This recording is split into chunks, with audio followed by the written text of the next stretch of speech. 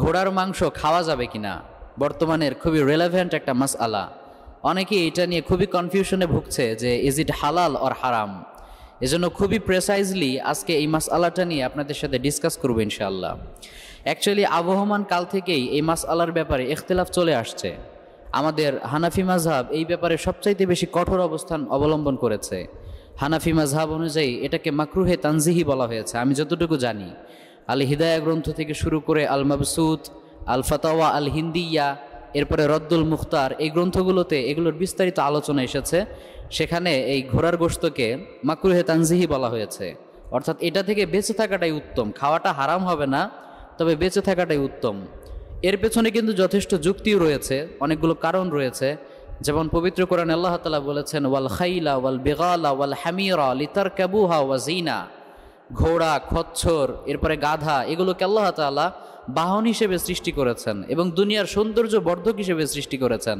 কাজে আল্লাহ তাআলা এখানে তো এটাকে খাবার হিসেবে উল্লেখ করেন নাই। এছাড়াও আরও বেশ কিছু হাদিস দ্বারা বোঝা যায় যে ঘোড়ার গোশতটা না খাওয়াই ভালো, এখান থেকে বেঁচে থাকা উত্তম। যদিও সেগুলোর সনাদের ব্যাপারে মুহাদ্দিসরা ইখতিলাফ করেছেন যে সেগুলো সহিহ না দাঈফ।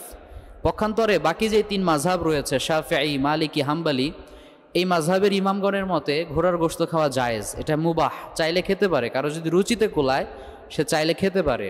অনেকগুলো দলিল তারা এখানে উল্লেখ করেছেন। তার মধ্যে উল্লেখযোগ্য একটা দলিল হচ্ছে আসমা বিনতে আবি বকর রাদিয়াল্লাহু তাআলা আনহুমা। তিনি বলেছেন যে নাহারনা আলা আহদিন নবী সাল্লাল্লাহু আলাইহি ওয়াসাল্লাম ফারাসান ফাআকালনাহু। বিশ্বনবীর জামানায় আমরা একটা ঘোড়া জবাই করে সেটা খেয়েছি। তো এখান থেকে তারা দলিল ইস্তেমবাদ করেছেন, মাসালা ইস্তেমবাদ করেছেন যে এখান থেকে বোঝা যায় ঘোড়ার গোশত খাওয়া জায়েজ। এছাড়াও আরও অনেকগুলো দলিল তারা উল্লেখ করেছেন। সময় সংক্ষেপের কারণে আমি সবগুলো উল্লেখ করছি না, ভিডিও অনেক লং হয়ে যাবে তাই। তো সর্বসাকুল্যে সবার মতামতকে স্টাডি করলে তিন মাযহাব অনুযায়ী যেটা পাওয়া যায় সেটা হচ্ছে এটা জায়েজ। আর হানাফি মাযহাব অর্থাৎ হানাফি স্কুল অফ থট অনুযায়ী এটাকে যেটা পাওয়া যায় সেটা হচ্ছে মাকরু, অর্থাৎ বেঁচে থাকাটাই উত্তম।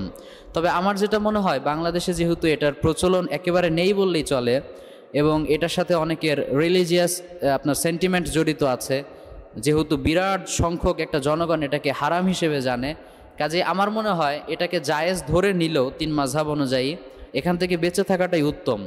কারণ বৃহত্তর স্বার্থে কিন্তু আমরা অনেক সময় ছোট ছোট জায়েজ বিষয়গুলোকে উপেক্ষা করে চলি, এড়িয়ে চলি। ফর এক্সাম্পল, ইসলামের ড্রেস কোড ফলো করে চাইলে কিন্তু প্যান্ট শার্ট পরাও জায়েজ, কিন্তু আমরা আলেম ওলামারা এটা পড়ি না। আমরা ঢিলে ঢালা জুব্বা পরি, পাঞ্জাবি পরি, কারণ ওইটা আমাদের সাথে যায় না, আমাদের সাথে ওইটা যায় না, এটা দৃষ্টিকটু দেখায়, খেলাফুল মুরুয়া বলে আরবিতে এটাকে। তো বৃহত্তর স্বার্থে অনেক কিছুই আমরা এড়িয়ে চলি। তো খুব বেশি প্রয়োজন না হলে আমার মনে হয় যে ঘোড়ার গোশতটা, মাংসটা এড়িয়ে যাওয়াটাই উত্তম। ওয়াল্লাহু তাআলা আ'লামু বিস-সাওয়াব।